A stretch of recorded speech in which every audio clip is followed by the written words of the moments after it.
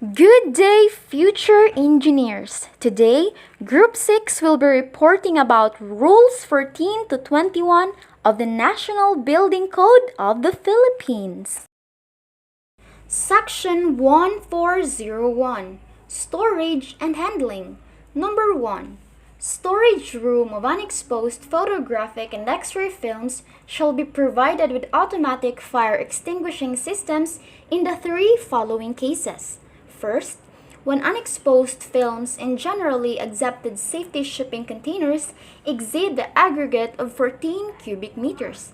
Second, where shelving used for storage of individual packages not in said shipping containers exceeds 1.4 cubic meters in capacity. And finally, when storage is not in generally accepted safety shipping containers in any section not exceeding 14 cubic meters. Number 2.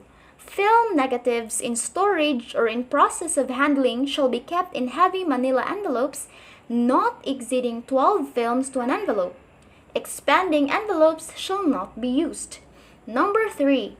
Film negatives shall be kept in properly insulated vented cabinets, vented storage vaults, or outside storage houses.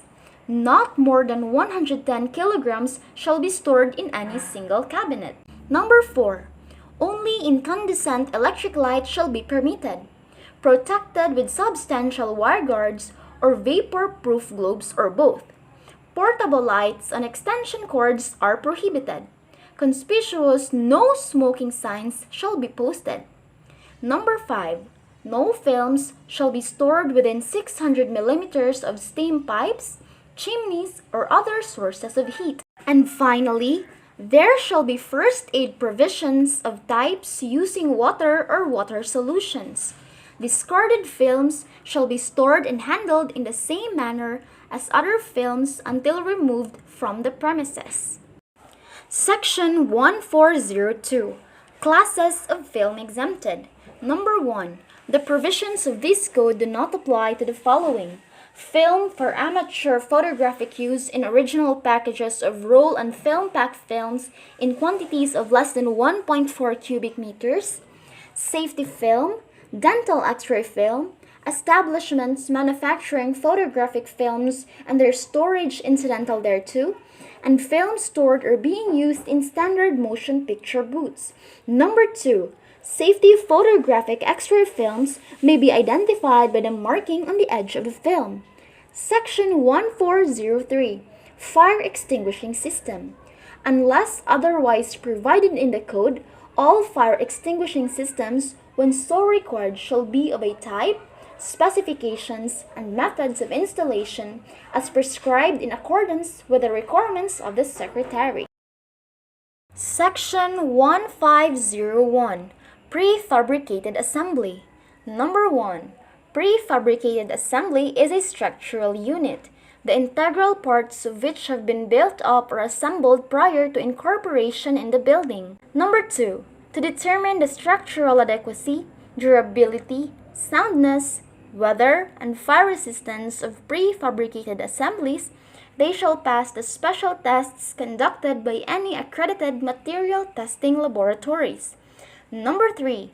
Every device or system to connect prefabricated assemblies shall be capable of developing the strength of the different members as an integral structure. Number 4.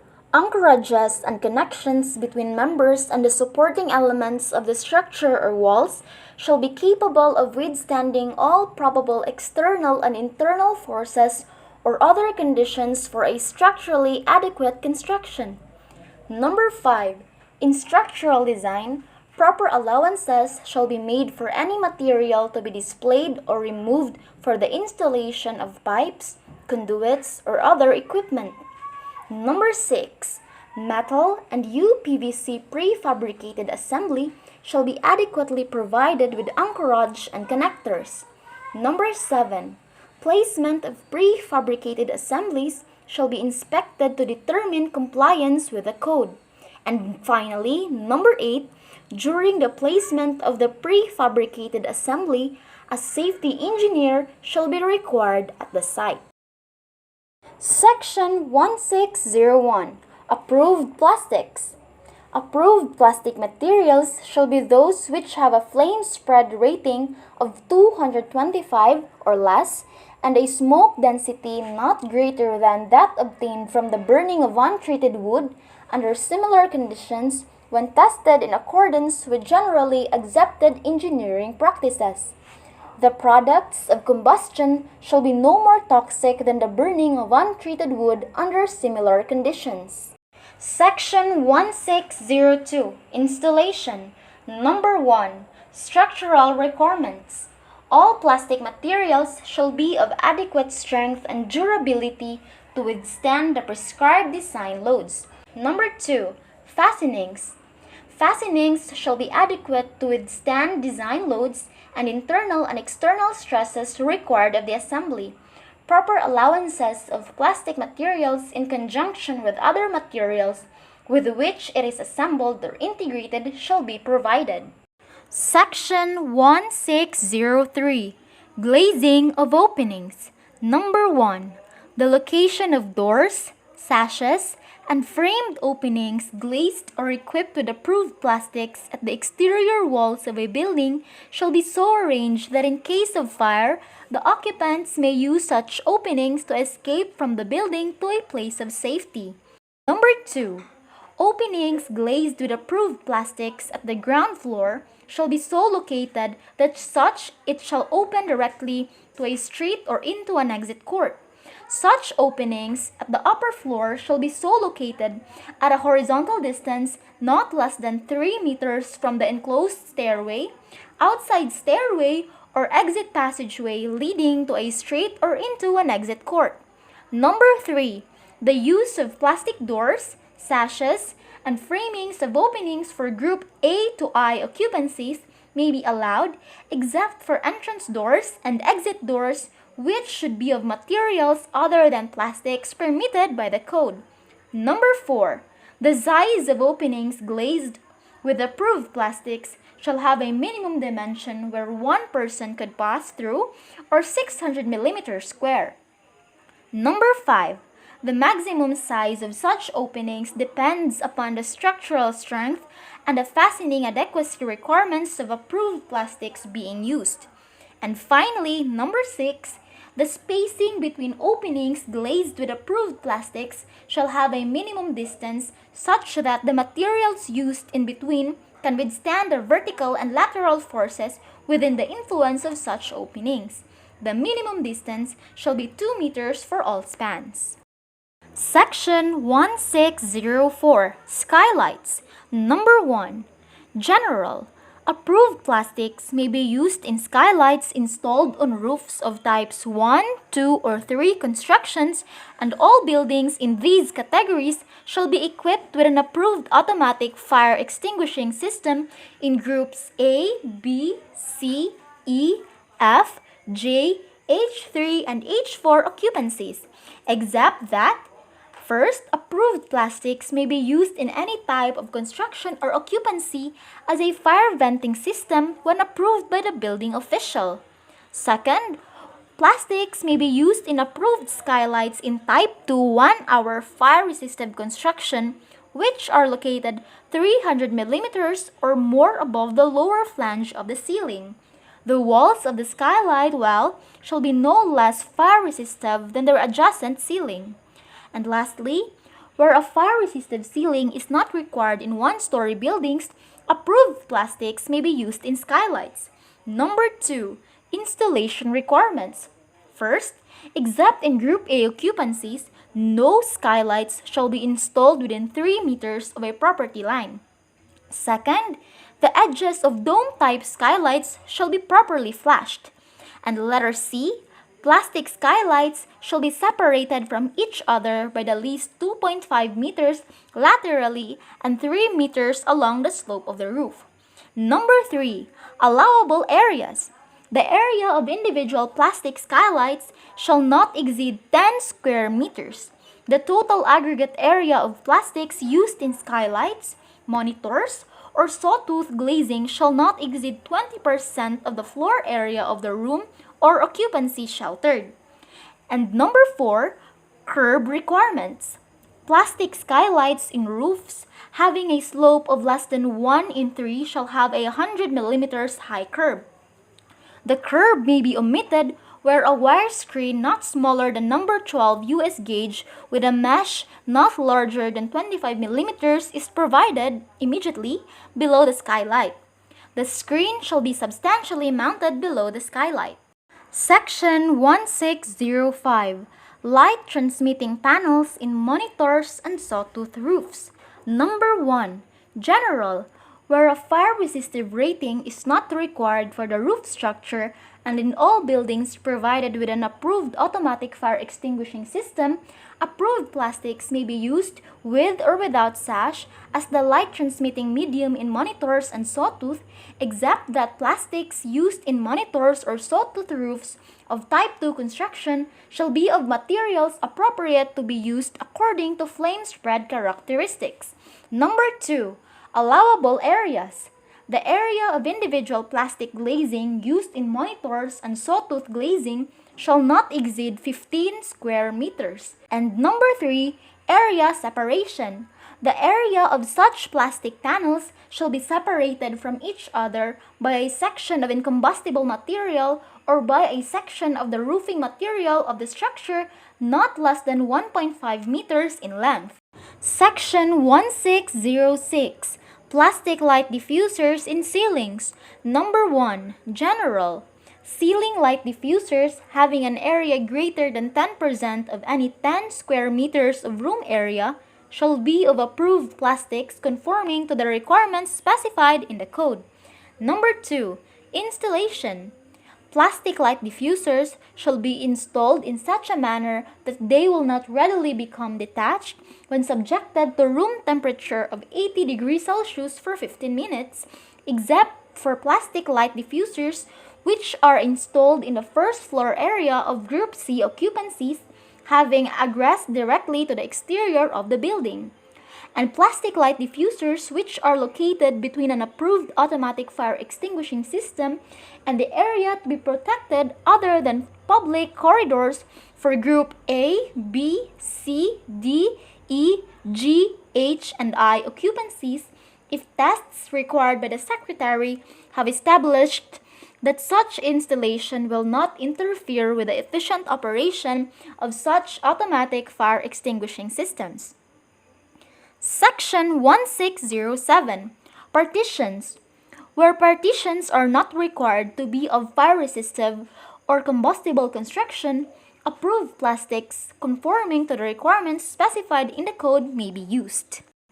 Section 1608. Exterior veneer. Number 1. General. Exterior veneer may be of approved plastic materials and shall conform to the provision of this section. Number 2. Height. Plastic veneer shall not be attached to any exterior wall above the first story, provided that plastic veneer may be attached to exterior walls above the first story of buildings located outside of highly restrictive fire zones, provided further that the height of veneer is not in excess of 10 meters above the adjacent grade of elevation. Number 3. Area. Sections of plastic veneer shall not exceed 15 square meters in area, except that in less restrictive fire zones, the area may be increased by 50%. And number 4. Separation. Sections of plastic veneer shall be separated by a minimum of 1.2 meters vertically and 600 millimeters horizontally. Section 1609. Awnings and canopies. Number 1. Plastic materials appropriate for use according to flame spread characteristics may be utilized in awnings and canopies, provided such awnings and canopies are constructed in accordance with provisions governing and projections and appendages as specified in the code. Number 2. Approved plastics may be used in awnings where untreated canvas is permitted. And number 3. Approved plastics may be used in lieu of plain glass in greenhouses in less restrictive fire zones. Section 1701. Sheet metal paint spray booth. Number 1. Paint spray booths shall be constructed of steel not less than number 18 US gauge in thickness and shall be designed in accordance with the code. Number 2. The area of paint spray booth shall not exceed 150 square meters nor 10% of the basic area permitted for the major use of the building according to its occupancy group. Number 3. The floor of the spray booth and operator's working area, if combustible, shall be covered with non-combustible, non-sparkling material of such character as to facilitate the safe cleaning and removal of residue. And number 4, paint spray booths shall be designed to permit free passage of exhaust air from all parts of the interior, and all interior surfaces shall be smooth and continuous without outstanding edges. Section 1702, Fire Protection. Number 1. Every spray booth having an open front elevation larger than 1 square meters and which is not equipped with doors shall have a fire curtain or metal deflector not less than 100 millimeters deep installed at the upper outer edge of the booth opening. Number 2.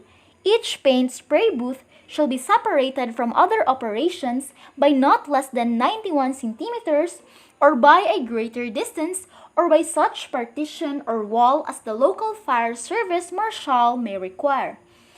Section 1703, Light. Number 1. Paint spray booths shall be illuminated through hammered wire or heat-treated glass panels. The glass panels shall be located in such a manner as to reduce the hazard of ignition caused by paint spray deposit. Number 2. When spraying areas are illuminated through glass panels or other transparent materials, only light units shall be used as source of illumination. Number 3. Panels shall effectively isolate the spraying area from the area in which the lighting unit is located and shall be of non-combustible material or such a nature or so protected that breakage will be unlikely. And number 4, panels shall be arranged so that normal accumulations of residue on the exposed surface of the panel will not be raised to a dangerous temperature by radiation or conduction from the source of illumination. Section 1704, Ventilation. Number 1. Mechanical ventilation shall be provided direct to the exterior of the building. The mechanical exhaust system shall be designed to move the air through any portion of the paint spray area at the rate of not less than 30 lineal meters per minute. Number 2. The blades of exhaust fans shall be constructed of non-ferrous materials and shall be mounted in such a manner as to prevent contact with the exhaust duct. Number 3. The motor shall be mounted in the spray booth or the duct system, and belts shall be enclosed where they enter the booth or duct system. And finally, number 4, the discharge point for ducts in a paint spray booth shall be not less than 2 meters from the adjoining combustible construction or not less than 8 meters from the adjoining exterior wall openings, except that the discharge point for exhaust ducts is not regulated in a water wash spray booth. Section 1801, General Requirements. Number 1. This rule shall apply to exterior glass and glazing in all uses or occupancies except groups A, B, and J occupancies not over 3 stories in height, and to interior and exterior glass and glazing in all occupancies subject to human impact. Number 2. Standards for glass and glazing materials shall conform to the provision and glass dimensional tolerance, breaking stress level, and design safety factors. Number 3. Each light shall bear the manufacturer's label designating the type and thickness of glass. Number 4. Each light with special performance characteristics such as laminated, heat-strengthened, fully tempered, or insulated shall bear the manufacturer's identification showing the special characteristics and thickness by etching or other permanent identification that shall be visible after the glass is glazed. Number 5. Appropriate measures shall be provided to deter persons walking into fixed glass panels where the floor contiguous thereto onto both sides is approximately the same level. Number 6. Glass panels not adjacent to wall openings may be made obvious by horizontal bars at guardrail height, a 450 mm opaque bulkhead distinctive glass such as etched or translucent for guardrail height, fixed flower bins or other appropriate construction arrangement. Section 1802. Area limitation. Number 1. Exterior glass and glazing shall be capable of safely withstanding the load due to wind pressure for various height zones above the ground acting inward or outward. The area of individual light shall not be more than the maximum allowable area of glass according to the wind load multiplied by the appropriate adjustment factor. Number 2.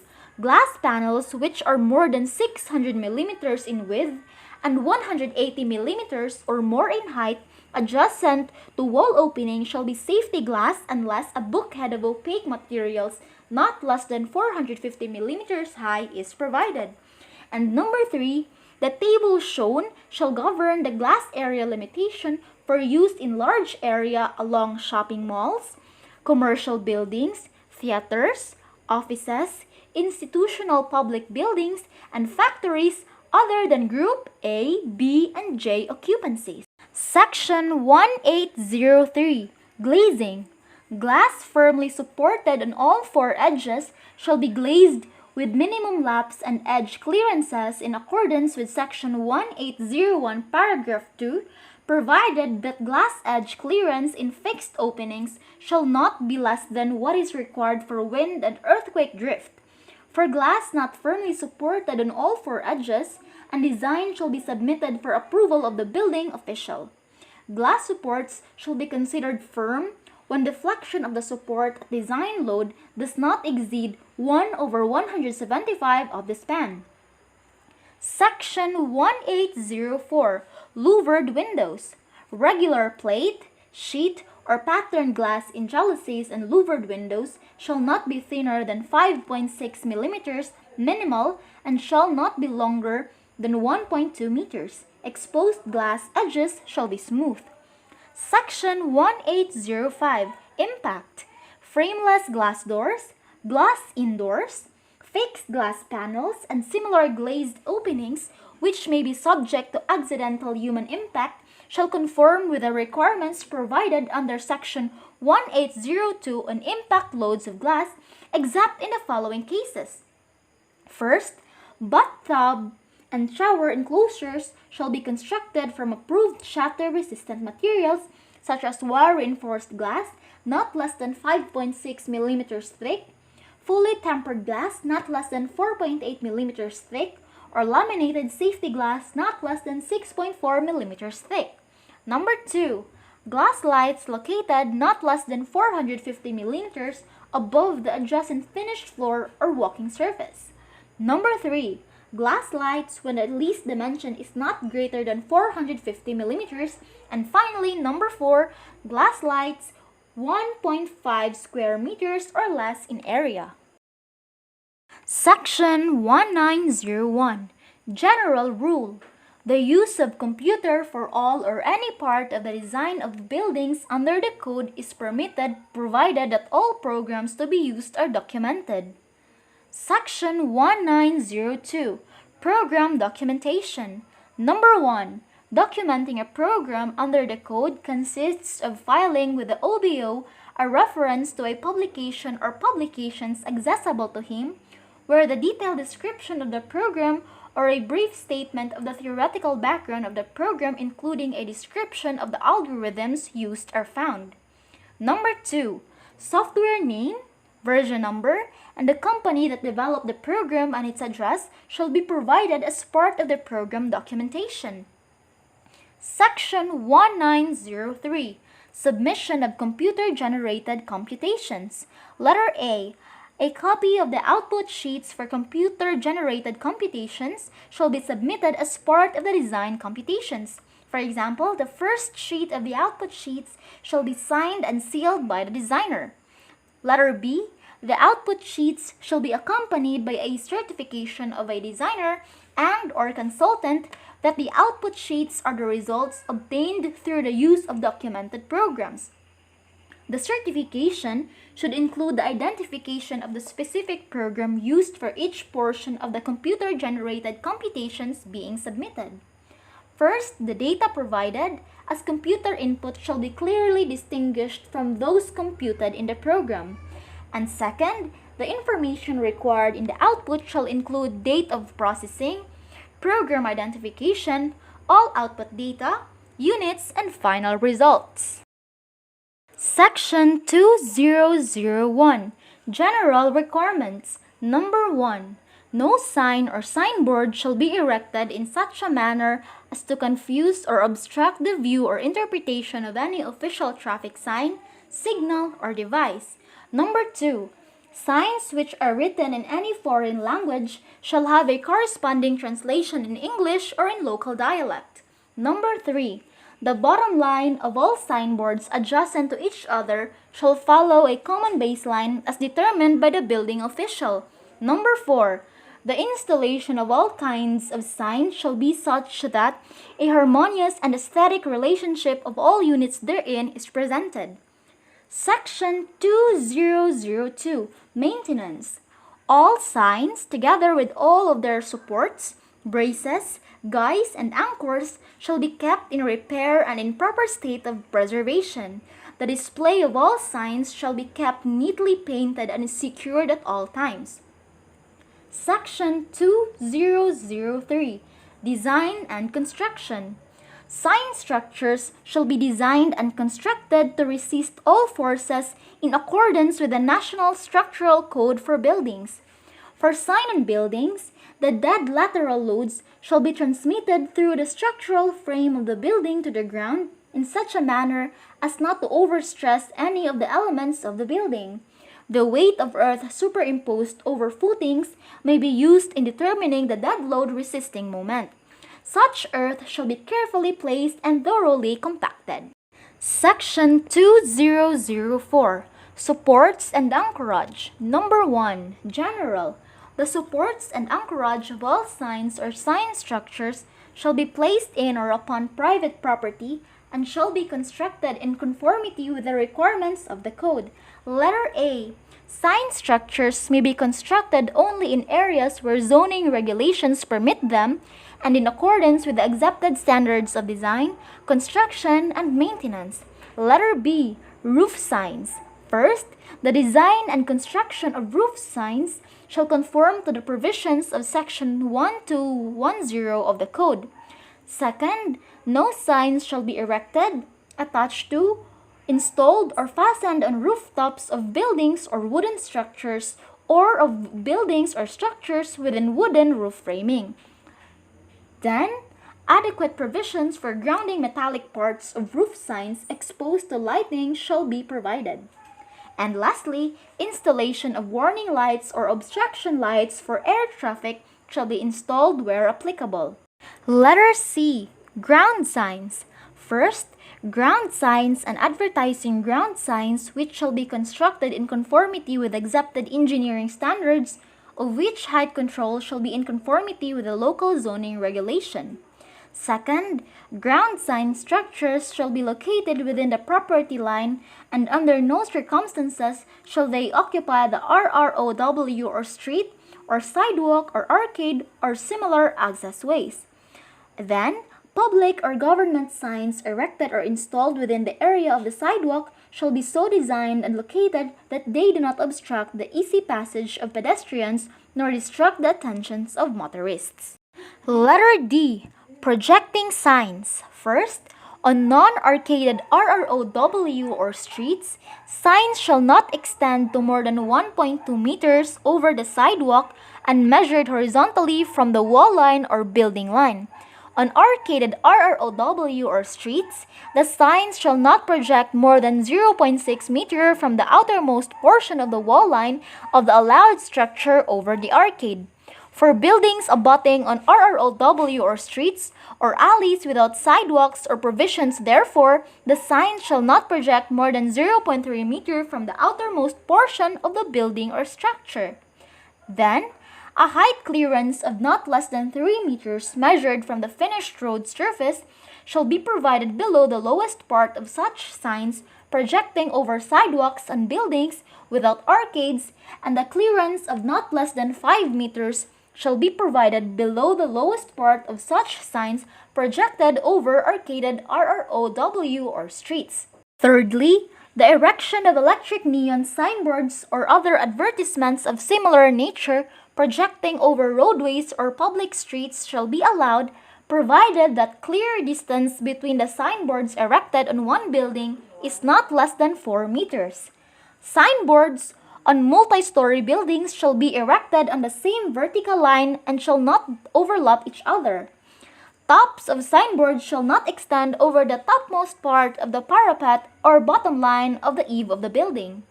Horizontal projections of signboards shall follow subsections 1 and 2 of this rule. In case of two adjacent buildings, adjacent signboards shall be placed at a distance of not less than 2 meters from the common boundary line. Signboards shall not obstruct any window or emergency exit and shall not be closer than 1 meter from the electric and telephone posts and wires. Letter E. Wall signs. First, outdoor display signs placed against the front exterior surface of buildings shall not extend more than 300 millimeters from the wall with its lowest portion not less than 3 meters above the sidewalk. Second, commercial signs shall not be attached to, painted on, installed or displayed on posts or columns, beams or girders, or any other exterior portion of arcades and structures for public utilities or services, and for example, the mass transit and the like. Thirdly, display windows or wall signs within 3 meters above the sidewalk shall be flushed or recessed. Number 2. Materials. Materials for construction of signs or sign structures shall be of the quality and grade as specified in the code. In all signs and sign structures, the materials and details of construction shall, in the absence of specified requirements, conform to the following. First, structural steel shall be of such quality as to conform to ASTM A36. Secondary members in contact with or directly supporting the display surface may be formed of light gauge steel, provided such members are designed in accordance with the specification of the design of light gauge steel as specified in ASTM A242, and in addition shall be galvanized. Letter B. Anchors and supports, when of wood and embedded in the soil or within 150 millimeters of the soil, shall be of hardwood of a durable species or shall be pressure treated with an approved preservative. Number 3. Restrictions on combustible materials. All signs or sign structures erected in highly restrictive fire zones shall have structural members of incombustible materials. Ground signs may be constructed of any material meeting the requirements of the code. Combination signs, roof signs, wall signs, projecting signs, and signs on marquees shall be constructed of incombustible materials. No combustible material other than approved plastics shall be used in the construction of electric signs. Number 4. Non-structural trim. Non-structural trim and portable display surfaces may be of wood, metal, approved plastics, or any combination thereof. Number 5. Display surfaces. Display surfaces in all types of signs may be made of metal, glass, or approved plastics. Section 2005. Projections and clearances. Number 1. Clearances from high voltage power lines. Clearances of signs from high voltage power lines shall be in accordance with the Philippine Electrical Code. Number 2. Clearances from fire escapes, exits, or standpipes. No signs or sign structures shall be erected in such a manner that any portion of its surface or supports will interfere in any way with the free use of any fire escape, exit, or standpipe. Number 3. Obstruction of openings. No sign shall obstruct any opening to such an extent that light or ventilation is reduced to a point below that required by the code. Signs erected within 1.5 meters of an exterior wall in which there are openings within the area of the sign shall be constructed of incombustible material or approved plastics. And lastly, number 4, projection over alleys. No sign or sign structure shall project into any public alley below a height of 30 meters above established sidewalk grade, nor project more than 300 millimeters where the sign structure is located 3 meters to 4.5 meters above established sidewalk grade.